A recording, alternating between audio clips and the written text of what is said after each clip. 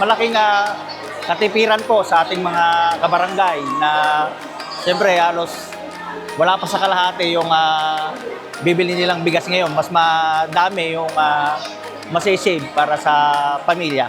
Mas mahal pa nga yung palay ngayon kaysa sa bigas na 20 pesos. Go, at kay Ma'am Cherry, maraming salamat po sa ganitong programa at sana magtuloy-tuloy pa ang ating programang ganito para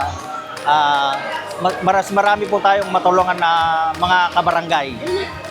Napakagandang tulong nito, sir, lalo't ngayon napakamahal ng bigas. So sa halagang 100 piso makakakuha ka ng 5 kilo.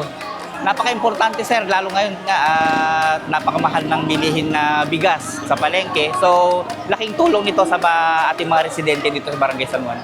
Sana, Gob, ituloy-tuloy po natin yung ganitong mga proyekto sa ating mga buong probinsya kasi laking tulong nito sa lahat po ng inyong mga nasasakupan sa buong Nueva Ecija.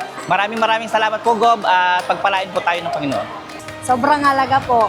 Kasi sa sobrang mahal po ng bigas ngayon, nakabili po kami ng 20 pesos na bigas. Thank you, Gob Oyo Mali sa bigas na 20 pesos per kilo.